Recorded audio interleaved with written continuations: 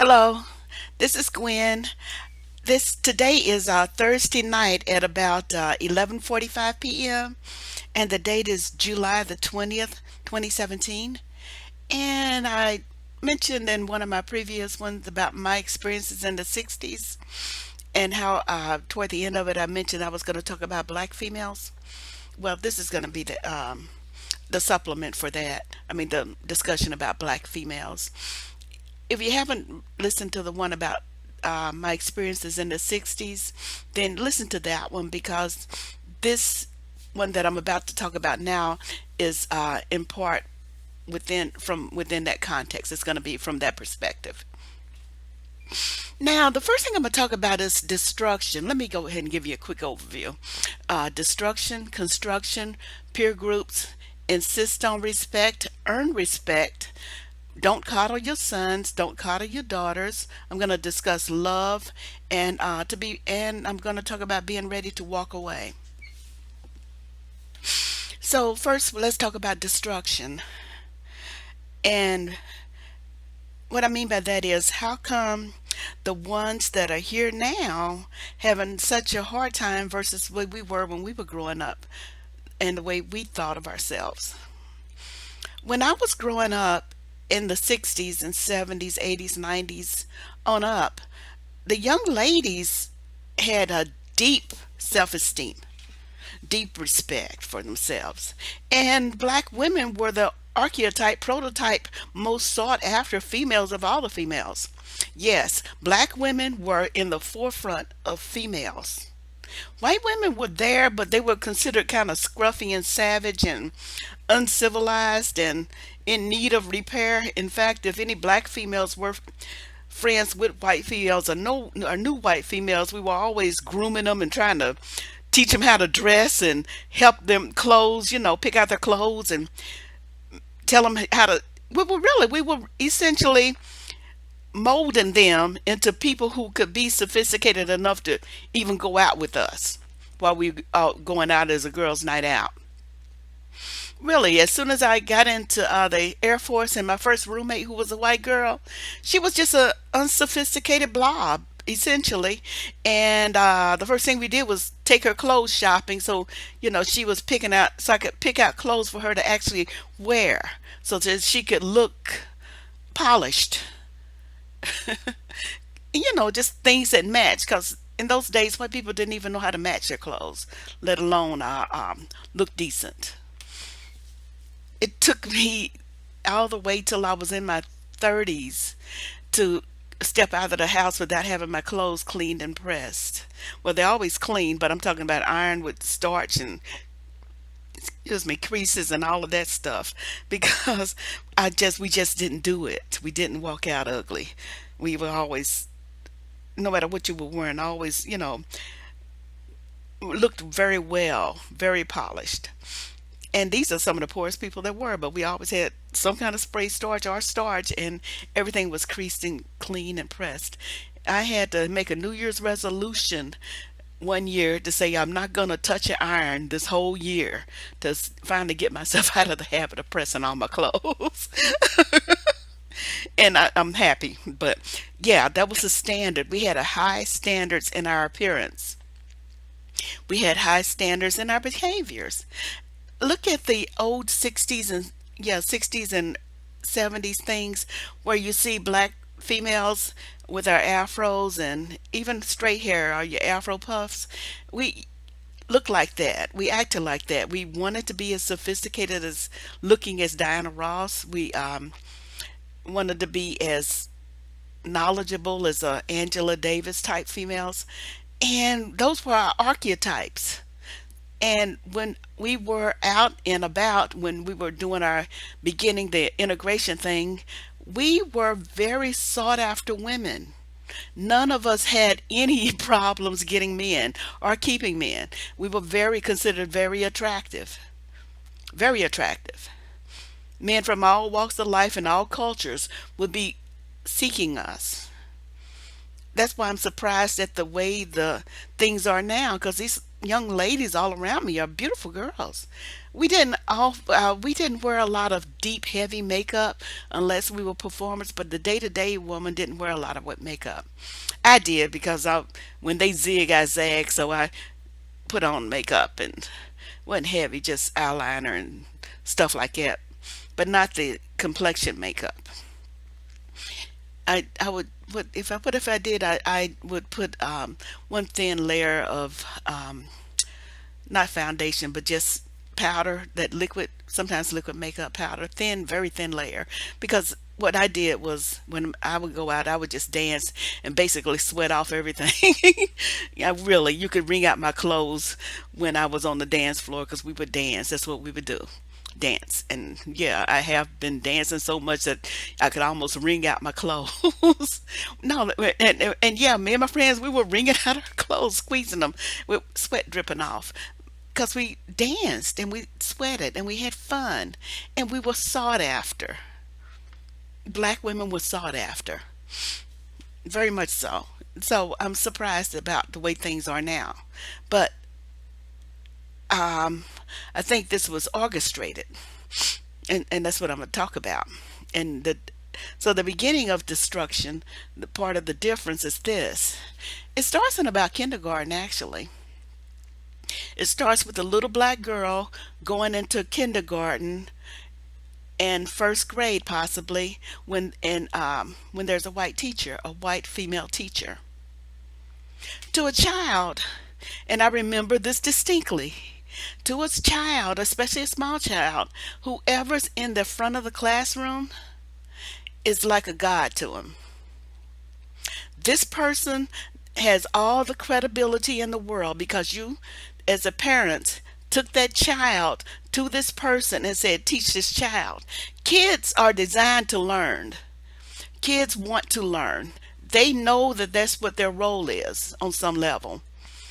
And I'm saying this from memory as a child. I remember when I was 3 years old. I remember when I was 4 and 5. And I remember my first few days in school. And I remember my peers, the people around me. And I remember how I thought. And I remember how they thought and how we reaffirmed our opinions. And I remember how the teachers and the would talk about each other. And I remember how they got instant credibility because they were each other's support system. So when I show up in the classroom and my little peers around me saying, oh, that's Miss So and so, she's nice, or she's this, that becomes an ideal, a God, somebody who's going to guide me. And my parents brought me here to learn from them, so that is credibility to me. So you in the front of the classroom is everything. The problem is if that person in the front of that classroom isn't somebody that that child can aspire to be and actually accomplish, then you're already giving this child a disadvantage. So when you got Miss Alice, who's a white blonde, and you got a little chocolate girl back there with kinky hair, that chocolate girl is at a disadvantage among all the other females in the room.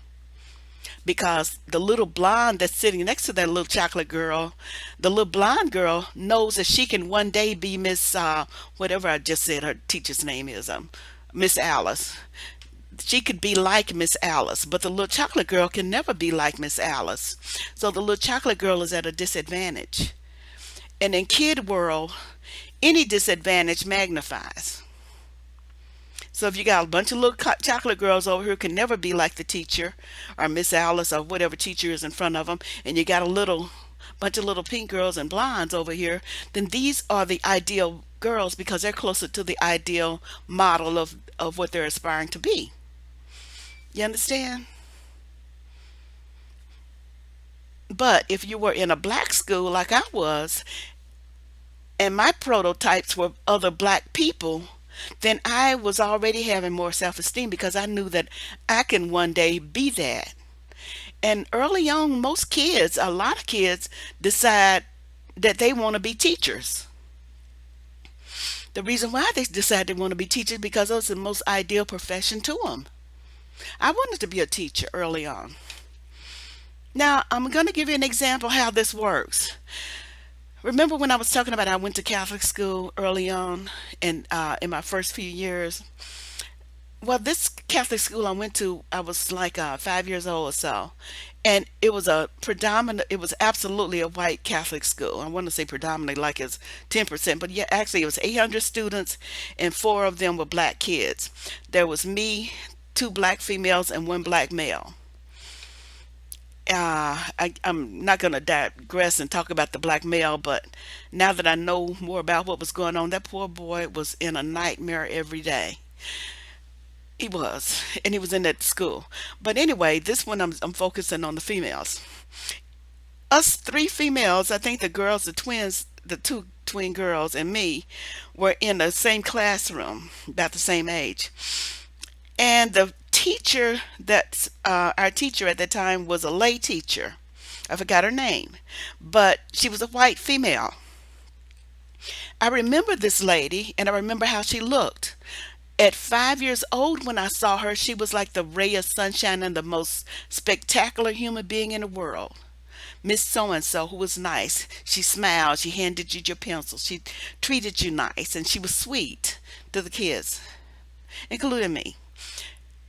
But and she was one of the reasons I wanted to be a teacher. But now, as I grown up and look back at her appearance and what I remember of her appearance, she was rather a homely young lady. She wasn't pretty, and I don't want to make fun of anybody who's not pretty, but she wasn't pretty. She had bad acne. She was kind of round faced, but she still had a pretty smile. But she was just an ordinary, below ordinary looking female. But to us, she was spectacular. To us, she was beautiful. She was everybody's ideal archetype. She was what all of us wanted to be. But when you're grown and you look back, you see, you know that nobody would want to be her because she's not that special. But she was to us. We didn't know any difference, and that's from a kid's perspective. Really, she had a bad complexion, um, not very tall, not very skinny, not very, sort of a little bit on the heavy side. And she had this really short haircut that wasn't particularly flattering as I look back on her, but to us then, she was beautiful like a goddess. Okay? So that's what I'm talking about. And the ones who were closest to possibly being that ideal as they grow up, they're the ones that are going to be the most comfortable with who they are. The ones who aren't that ideal or as far from it are not going to be comfortable because they know they can't never be her. And so they don't know who they can be. And so you're going to have esteem problems. You're going to have identity problems. You're going to have insecurity problems. All of those things magnify in kid world. Every disadvantage you have becomes something to hit you over your head forever, and you have to fight to get out of it. Not all kids can, especially little girls. Now, it starts in kindergarten, and they have 12 years to work on that little black female. So by the time she's out of school, she is desperate for somebody to think she's special or beautiful or that she measures up. And that's where we are now, and that's why, among the reasons why. Now they got all kind of other little things building up and that matter, and it always that compounds the problem. So you got these now you got girlfriend in a thong tooting out her rear end, desperate for somebody to see her and say she's beautiful. Everybody, all females who are attractive and not so attractive, always want to be beautiful and know where they stand in the looks category. They want to see where they stand on that hierarchy. Actually, the plain looking girls are the ones who have the most stability and find the man fastest. The plain, the simple girls, they find the man fastest and have the longest and the most secure relationships and marriages.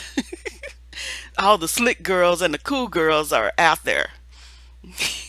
And possibly the slickest and the coolest cooler that you are, you probably will last the longer. And then there's the women like me who get proposed to and stuff like that, but run for the hills but I remember how it's like, and I can tell you what to do to get there. I ain't gonna step in the door, but I can tell you how to get that door open for you.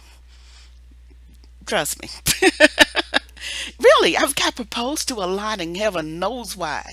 I don't know why. That's why I think men are kind of crazy, because there's nothing about me that's marriage material. Spend 5 minutes with me, you'll know that I am not going to marry you. But they ask, and they fall in love with me. I'm a woman that's been well loved a lot. I'm not going to jump in the pool with you and be in love, but I've been loved, and I still don't know why. But that's okay. Another story. I can tell you how to get there if you want to go in that door, but I ain't gonna go. Ugh, no. So, but I can, in this one, on this part, I can tell you how the little girls get torn down. Little black girls got torn down. Later on, when I left that Catholic school and went to black schools, I had a different perspective, because now my teachers were black people in front of me, and almost all the teachers thereafter were black. I was never bused. They didn't send us busing. They didn't put us on buses. We went to neighborhood schools. I was one of the last generations in America who weren't bused as black people. I was never bused. I think I was the last generation, the last last school year of people who weren't bused. That's why I think some of the things I have to say are kind of important, that you know what it was like before busing. And all the teachers that were in front of us teaching us had masters and PhDs, because they also had trouble finding jobs in these white schools. So the teachers who taught us black kids were the most highly educated teachers of the teaching profession. Most of them had masters, overqualified, but they were teaching elementary, junior high school, and high school. There were a few white people sprinkled in, but they weren't as consequential as the black teachers in front of us, in all levels of black teachers. So that gave us a point of reference to know what we can aspire to be as men and women. These were dignified men, dignified women. The boys had a chance to look at male teachers, men teachers up there in the front of the classroom teaching classes. And they had a chance to look at female teachers. We have, even if I go home and go to my hometown, we have teachers that were legends in our city. These black teachers, everybody knew about Miss So and So. Everybody knew about such and such. When I see my schoolmates years later, we talk about Miss So and So, and we talk about this other one. Well, one of them has already passed away, like Miss Rhodes. She's passed away, but we knew not to mess with her. You had some black, strong teachers, and they taught us girls. They taught boys. So we knew how that goes, okay? We had vision, things to aspire to. And we also had esteem, because they taught you that you had possibilities, and they looked like you saw them. So I hope y'all understand what I mean by that and how important that is. Now, that was among the things for destruction. Another phase of destruction is, and I hate to say it, the bitches and hoes and the thises and the that's and various forms of music. And which music I call it soft porn. The pornography and music that's out there that we listen to on the radio. Once I was on the dance floor at this heck of a place, dancing, and then I was dancing to the beat of this rap music. Man, I was having a good old time, and then I finally understood the lyrics. I finally understood what the heck. Yeah, blank my blank, blank, blank my blank, blank, blank. I said, what the? What? I left the dance floor. There is no way I'm gonna dance to somebody saying, yeah, blank, blank my blank. No, because it was that pornographic and that demeaning as a woman. It and it was meant in a demeaning way. So I walked off the dance floor, got mad at it.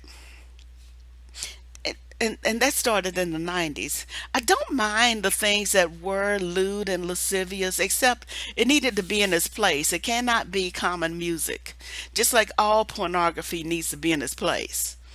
But they're treating it like common music, and it shouldn't have been. I was from the generation where they said, when James Brown was saying, "Say it loud, I'm black and I'm proud." I wasn't from the one where they saying, "Yeah, blank, blank my blank," because you can't get no pride doing that. Not for the people. Now for peer groups. Well, let me think about. Give me a minute. Let's talk about construction. I just mentioned destruction. Now we'll talk about construction. Young ladies, there are things that you can do that make you feel better, but a lot of it you don't have to do. Like, for example, with makeup, you don't have to wear all this stuff. You never did. That was a white girl thing where she has to wear all that layers of stuff. I saw a white girl work on her face 45 minutes. And they uh, all that. No, you never had to do that. You never ever had to do that. Never.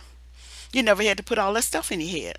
I'm a woman who had 290 wigs because Diana Ross was my role model, and the other performers on in Motown was our role models. So it was considered fashionable to wear a wig, and I had 200 and something, and I loved every one of them. But at some point, I just stopped wearing them because I had my hair too, and I think I stopped wearing them in the early '80s. I stopped wearing them because didn't I didn't have a job where I worked at anymore in the Air Force, and I wore my wigs because they were just easier. And so after I got out, I took those off and cut off my hair and started growing a fro, and I kept it. I think that was in. I think I had a little short, every once in a while, a little soft curl thingy, and then I think in 1989 I went natural, and in 89 I think I had a relapse for 2 weeks in 91, and thereafter I've been completely natural. I did dye my hair all the way up till till last year because I dyed it black because I hate the real color of my hair. And then when my gray started coming in and I really looked at it, I loved it. So I'm not dyeing my hair. This is the first year I haven't dyed my hair since I was 19 years old because now I like it. I, I found out I have this sparkling gray hair, not the ordinary gray hair, but the white sparkling kind, the kind that luminous, that you can see. There's the ordinary gray hair, and then there's a sparkling gray hair. And I grown the sparkling kind, so I'm happy about that. I just wish it had all come in at once, but it's coming in little speckles. But I even like that. So I get it that you I do get it that you want to wear stuff all over you, but you never did need all of that. You don't need the makeup, the glamour shots makeup, or the stage makeup, or the pancake makeup. If you're gonna wear makeup, then just wear it in your 20s, and just wear just a little bit of foundation or the complexion makeup and eye makeup and lipstick. What I do recommend though is good hygiene, like remember to brush your teeth and your tongue because and your roof of your mouth and the inside of your jaws because your breath smells sweeter when you do that. If you do have tonsils, bad tonsils, and those nose and throat infections, get your tonsils removed because that's one of the symptoms, and you might be susceptible to strep throat. So go ahead and try to work on that because sweet breath is good, and good dental hygiene, and nice lipstick. If you want to wear, if you, especially if you got big full lips, lipstick and little of nothing else, it'll be great. If you got crooked teeth, get those straightened a little, and that's all you need to do. In fact, if it was up to me, I think all black women should take 1 year, every black female, and cut off all her hair. All black females across the country, I love to see this happen. Take 1 year to cut off all of her hair and just wear TWAs, uh, USA wide, just to push back from the cosmetic hair in the industry because we spend so much money on hair. We can take off them fingernails because you grow perfectly nice fingernails if you do good manicures yourself. You don't have to cut your cuticles. You can just keep them healthy. That's stuff you can do yourself, including painting your toenails and all of that. You never had to do all of that stuff. We did our own nails, and my fingernails grow perfectly fine. And if I grow them, they grow well, and look good, and be attracting people across the way. It's stuff you can do yourself. Learn how to do all of that stuff. Really, and if I were you, if I would do anything, I would read a book on cosmetics, because we can understand how to do varying degrees of makeup and cosmetics depending on the situation that you're in. Like night makeup is different than day makeup or morning makeup. Work makeup is different than evening makeup. Okay, learn how to dress appropriately for your situation. You can't go to work in low cut blouses and things like that. You just look desperate. Understand that part of your allure is your mystique. That is the intrinsic aesthetic of what you are and say you are versus what's there. What people think of it. Like a performer, also like Beyonce. She's not only physically Beyonce, she has a mystique of the ideal of Beyonce. You understand? Boy, I hope y'all can get that. That's what a mystique is. It's something beyond what's there. Now, among the things for mystique is levels of respect and believing in yourself. And I'm not talking about somebody ratchet just going out being aggressive and saying, believe in me. No, you've got to have some skills and some personality and some attributes that make that are worthwhile. Aside from believing in yourself, you got to have something to believe in yourself about. Okay? Among the things I remember living is people used to tell me all the things I couldn't do, right? You can't do that, you can't do this, you couldn't do it. And so I stopped listening to them. In fact, on more than one occasion, there's somebody telling me I can't do something, I'm steadily doing it and finishing before they even getting the sentences out of their mouth. I've done that more than once. And these are just little things, but I've learned since long since not to listen to folks telling me what to do or couldn't what I couldn't do. Only thing they're telling me is what they couldn't do. I haven't tried it yet. And I find that I can do a lot of those things they say you can't do. I've done 90% of them. There are things, so I now categorize it as things that is hard to do. So I want to hear people's advice and I want to hear their insights, but I don't want them to be, don't want myself limited to that. Anything can kill you. All things can kill you. So you've got to be careful and then assess what you're going to do and then go do it. These are some of the things that I would call construction. When I was, even though young people are wearing these little hot pants and thongs and things like that, when I was young, don't let us mess with you all about that to the level that we are. We had dresses that was short enough that you could see the bottom of our panties. We had to wear matching fancy panties because you could almost see them. They just covered the bottom of our behinds, okay? We've had dresses, we had micro minis as they call them. If you get a chance to Google the 60s and micro minis and mini dresses, okay? Don't let us mess with you all about your clothes up your butt. Now, what we did do was have some class. We did not have our butt cheeks hanging out of our panties. We didn't let you see that because that was too precious for you to look at. That's all. But yeah, and we had hot pants and sizzler pants. Sizzler pants come all the way up to the bottom of your butt. You still couldn't get a chance to see our butt cheeks, but you could almost see them. They were implied, but you couldn't actually see them. If you ever want to see the thing, Daisy Duke, you ever see Daisy Duke? The Jessica Simpson version don't count because Jessica Simpson was never Barbara Bach. Google Barbara Bach, who played Daisy Duke on TV. Throw away Jessica Simpson. She's just a cute little blonde who just got a TV role, but she did not have Barbara Bach's long legs. And that was Daisy Duke. But before Daisy Duke was Daisy May. and little Abner, and these were these short shorts that they wore, that girls wore, 'cause supposed to be in the country. But these short shorts were worn by my mother. She had Daisy May shorts in her day. She was born in the 1930s. This stuff has been around. Don't let us mess with you all about that, okay? This is a continuum.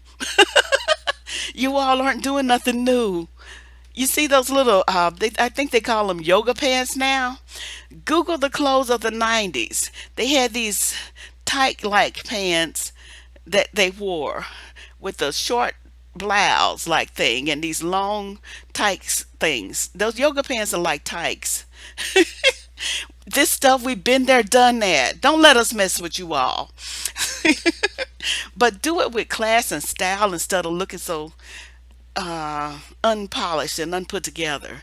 Just because you put it on don't mean it look good on you. So leave some mystery. I know you already heard that, but if you leave mystery and mystique, you have just upped the notches on your preciousness meter. Nobody wants something that's not precious. You see, that's part of mystique. So if you treat yourself as if you are precious, somebody will find you more precious. I once said, I might be free, but I'm not cheap. You'll think about that one, okay? That means that you got to work for me. Men want to work for you. Men want to work for you. They just need to know the clear cut rules. Men are the simplest, easiest creatures on the planet. They are easy to discern. They are easy to figure out. They are not complicated. Women are making them more complicated. They are not complicated. Men are some of the easiest things. I don't know why women are confused about them. They're easy. Now the next topic is about peer groups.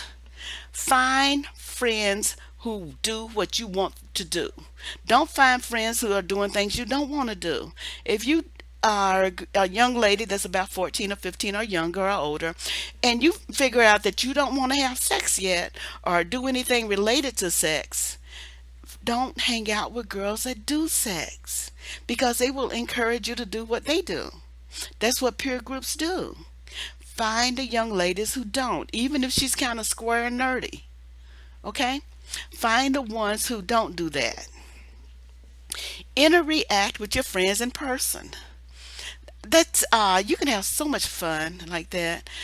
I don't know about what the young people do now, but back in our day, we danced. We go out to the young people club or dance or after school dance or YMCA dance or various church dances and after late night dance, and we'd be home, it'd be over at about 10 or so depending on our age, and we had a little curfew to come back in, but we would go out and dance all evening, and that was our fun when we go out among our peers, and we'd flirt with the boys, talk stuff, get another Coca-Cola, and hydrate and get back out on the dance floor with the good music, big throbbing beat, and have fun.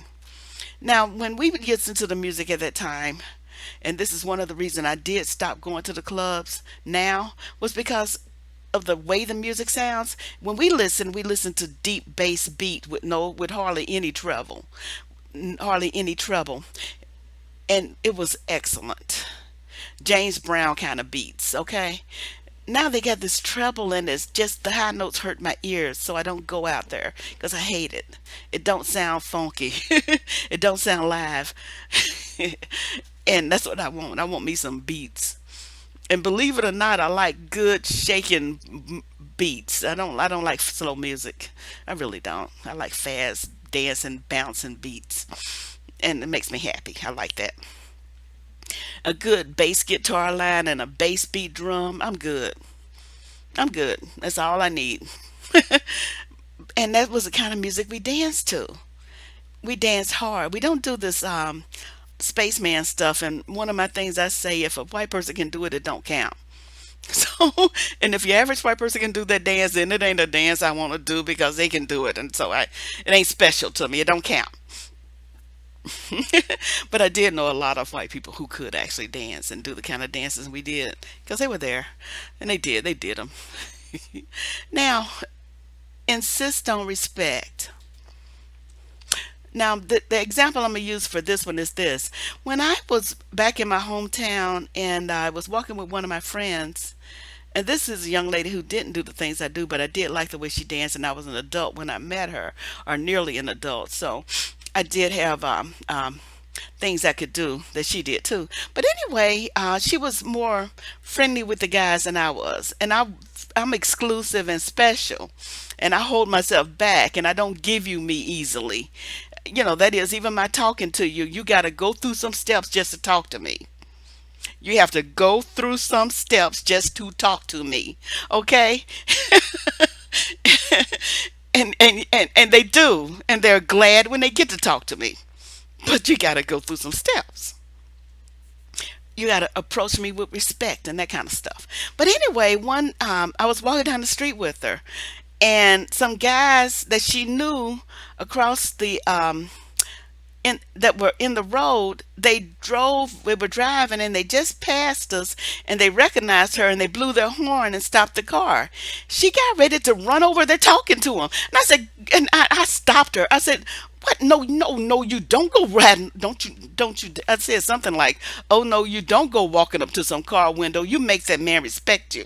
You have him come over here if he wants to talk to us. I made so she stopped. She asked him to get out of the car and come talk to us if they want to talk.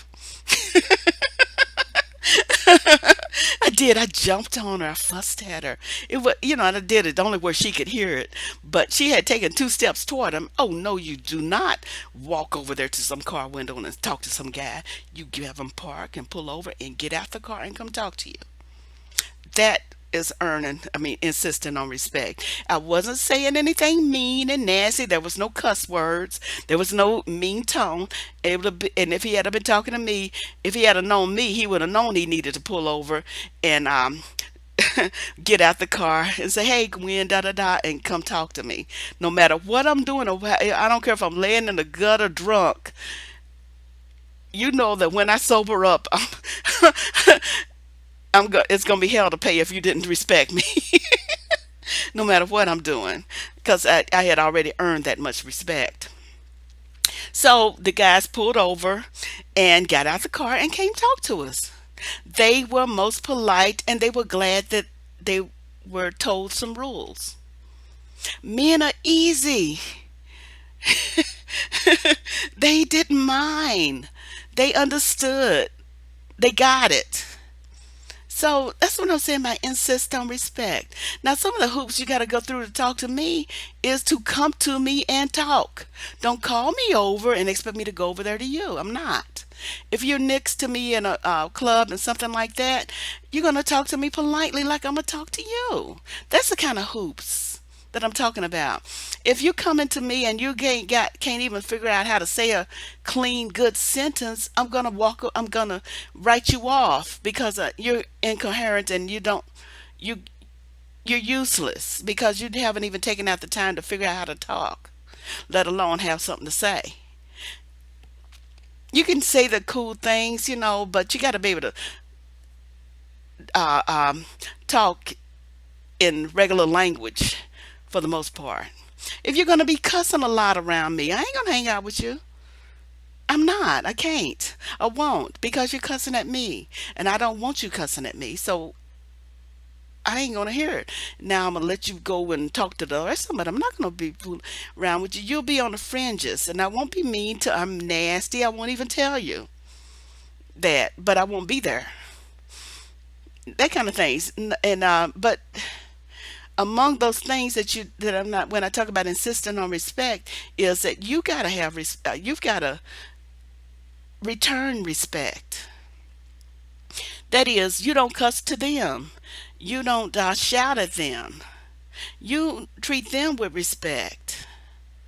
You don't try to cheat them. One of the biggest things that I notice that my sisters do is try to get over. That is, try to um, trap them, so to speak. Men are easy. For example, If there are things you do and don't do or don't like to do, say it. Tell them. Don't make them fall and try to trick them into doing this and then get hooked and then flip the script on them with the real deal. No, tell them up front where you stand. Actually stand. Not tell them where you think they want to hear you stand.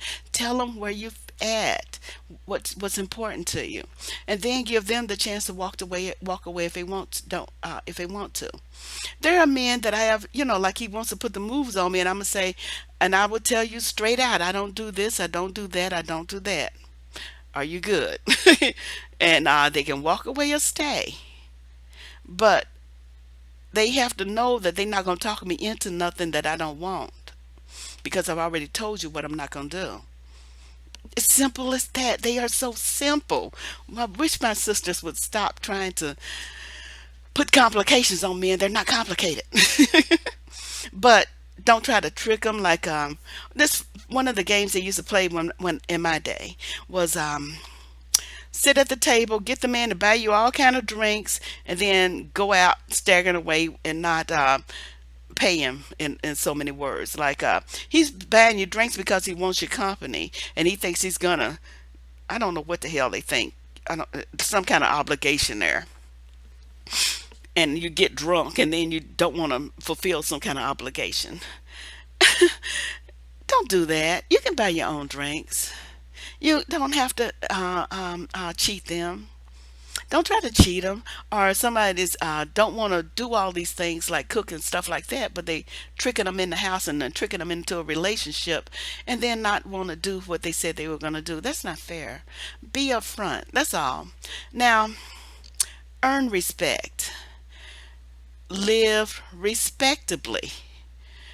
It's not about going to church and all of that. It's about living that. It's not about being in this club, that club, da da da, or even anything on the facade. It's about the way you carry yourself, believe in yourself, accept yourself, and what you hold yourself responsible for in yourself. And remember why I'm keeping on saying self, self, self, because you are your first priority.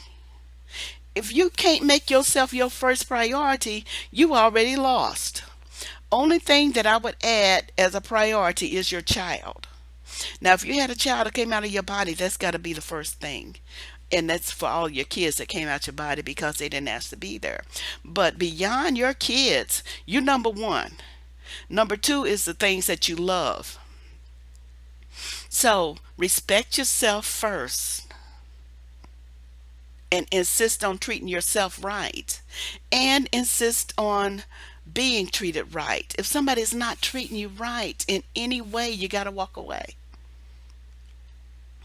And that's the next part. And I got down here, don't call you something, but what's more important is, and what ties into this is, be ready to walk away. No matter where you are in a relationship and no matter who it is, if you ain't ready to walk away from the bottom of your heart, you already lost.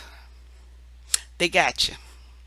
So in these relationships, when I'm giving y'all this stuff, you got to be able to understand that if it ain't right, you got to walk away. And you got to believe it and understand it and know it from the bottom of your heart. And I think that's one of the biggest reasons that the men loved me and wanted to be with me and stay with me, was because they knew that if they messed up in any way, shape, or form, I was out of there, and I would be cold-blooded about it. I wouldn't be mean. I would be a very polite person. I was always polite, but it was politeness based on where I stood, because there was no argument with where I stood. I already considered your views, and this is what I wound up with without your views. I mean, despite your views. So, yeah, be ready to walk away. If somebody's doing something mean to you that you don't like, be ready to walk away. Now, you've got to respect yourself to know that you can make it without them in your life. And you got to have the skills and believe and know-how and ability to do that. Okay? That's part of earning your respect. So, yeah, be ready to walk away. You're supposed to walk away when it's not right. With me, I'm almost too ready to walk away. I got one foot out the door when you meet me. But if you're trying to build a relationship, then yeah, you've got to make sure that they're treating you right, and that y'all have a meeting of the minds about the things that are important to you. And if they're not there, don't try to trick them into being there. Just be ready to walk away, because sometimes you got to cut your losses, and the sooner the better, if you ask me. But you'll determine that. Okay. I'm laughing because this conversation is not for the people that aren't too bright. Now, the next one is, do not coddle your sons. This is for the women that have got sons now, and they're growing up in the household, and they're single women for the most part. I've got coworkers like this, and this is a message for them as well as the ones who are like them. My grandmother had a son and had several sons, and toward the end there, when her last child was born, she was coddling him, and I saw how he grew up. And looked around in my neighborhood, and I saw how various sons were growing up in single parent households with their mothers. I saw the ones who had fathers in the household, and I was comparing and paying attention. And then I saw how they grew up, and I saw the results. And this is what I'm going to tell you what my findings are. Is that the young men who were in the household with the single mothers didn't come out as well as they could have. I mean, most of them have passed away now, really. Two of them right now in mine have already died because they weren't prepared for life. They were not prepared for life, and nor were they prepared for a life outside of the home. One of them died about, I think he finally had his first dwelling on his own right before he died. I think he only lived on his own for about 2 years in his whole life. And it was right before he died. He never had a chance to live on his own. He always lived with his mother, and then he lived with his girlfriends. He never lived on his own. He didn't know how. He didn't know how. Finally, right before he died of a disability, and he finally got his disability insurance, and they were, giving him a disability check, but he was so disabled that he passed away before he could even live for any extended time on his own. And it was a total of at the most 2 years altogether. He had lived in this other place that, and that was his first place on his own, and it was overrun with people all around him because he was a party kind of guy. But the next place he got, where he had got past that, that was when he died. Soon after that, within a month or so. But the first place that he had, where he had on his own, he had all people up in there because, well, he thought it was a party place, and then he realized that he wanted some peace, and so he moved to a different place because he that was something he had to learn. But I looked at different things as these young men grew up, and I can see it from the 40-year perspective because I watched their whole lifetimes. I watched from when they were little bitty boys on up until they were grown old men. And I can tell you how it went and some of the missteps. And that's why this is called Don't Coddle Your Sons.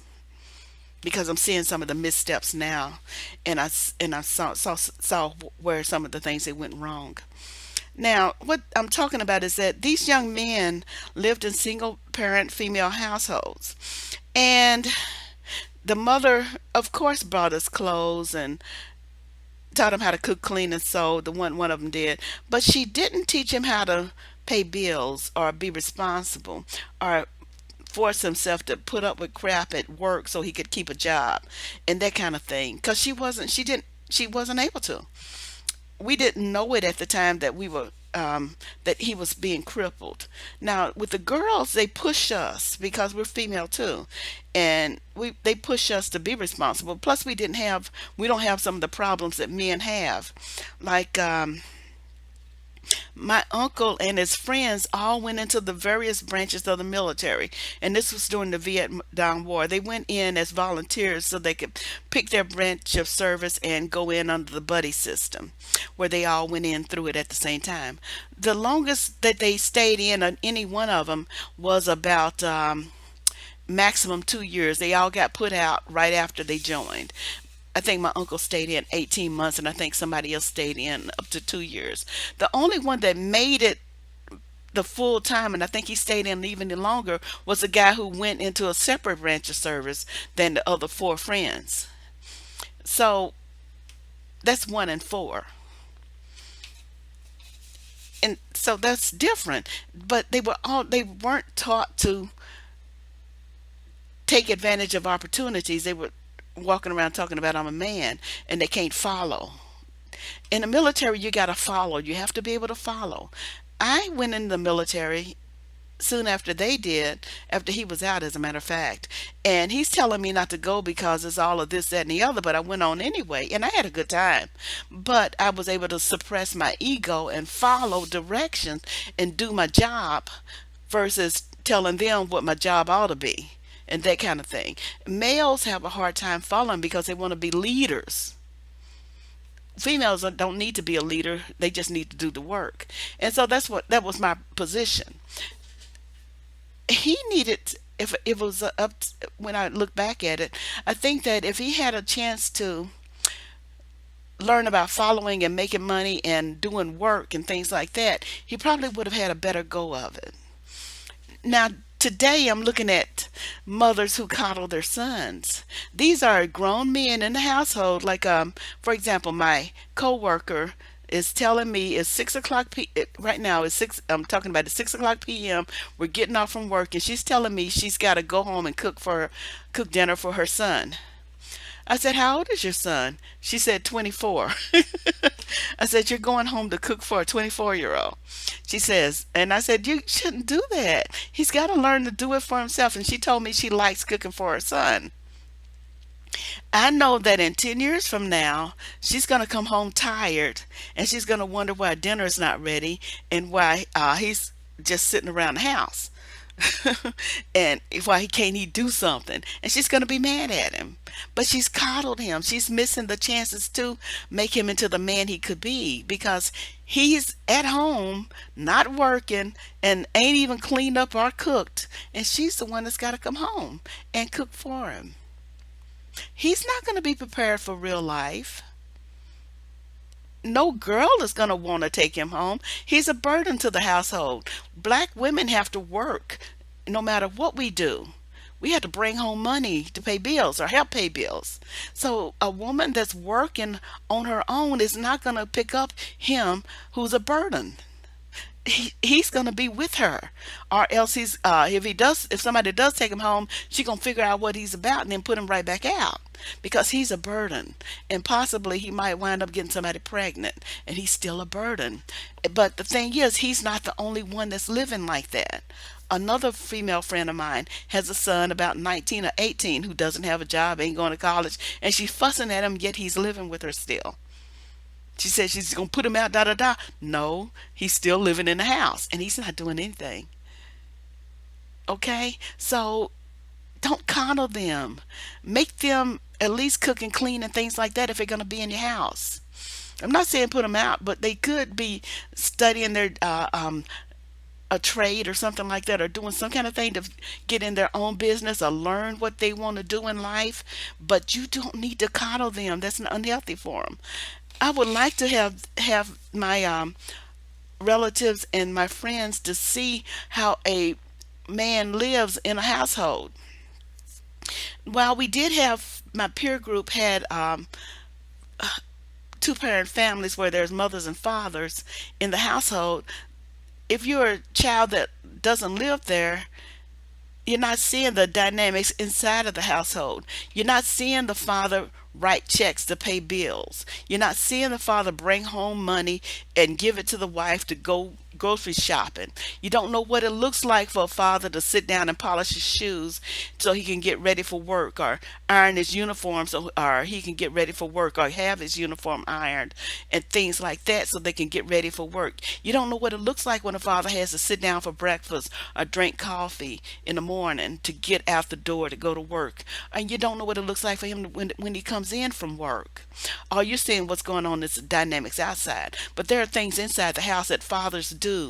You might have somebody that's volunteering to go take you to ball games and play catch with you and things like that, but there's more to it. There's a dynamic inside the household.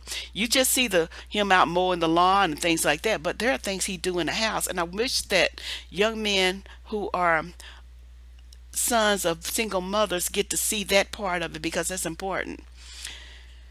So, whatever you got to do, get somebody showing your son what it looks like to pay bills. Even if you got to show him how you pay bills and work hard, he's got to learn that, because he's got to be ready for the world. The world is not going to give him a break. Okay, so prepare your son, because he's not prepared if you're coddling him, and it's not helping. Do support your daughters. This is going to be one of the hardest things for a mother to do, because you see yourself in your daughter, and you see your weaknesses and your strengths. And and for some reason, she's I don't even know how, but she's supposed to be your competitor. I don't quite buy it a bit, but I do know you see you see yourself in her. And I'm saying support her dreams and her ambitions as much as you can, and help her build whatever it is she's trying to build. Guide her if you can, and do that. That's all. Now this final thing is about love, and then that's where I came to the be ready to walk away too. If even if you are in love, you might still need to walk away if it's a bad relationship. If somebody's not treating you like the precious thing that you are, you might have to walk away from them. Okay, that's all. That's what I mean by that. If they're not treating you as precious as you are, then you got to let them go. And I hate that, but it's the truth. This is going to be the end of what I really have to say. And I'm hoping that it helps some of it. We figured out how they were torn down. We're figuring out how they're built up. More about how they're torn down, that I just thought about a second ago, is on our media. This is one of the most important things, because the media is designed to sell things, and what they sell is not only product, but they sell white culture, and they sell white priorities. Black people are not a priority in white culture. So when your child is looking at these people on TV, they're looking at people they're supposed to envy, according because that's what TV has told you they're supposed to be, what they want to be. And as far as your daughter is from that, is the more she's gonna feel like she's unworthy. So you need to, in my mind, give your daughter prototypes and archetypes that are strong black females, so that she can see herself in them and build from there. Because right now we don't have that on TV. You got Beyonce, but um, she's not what she's not like a whole Motown movement.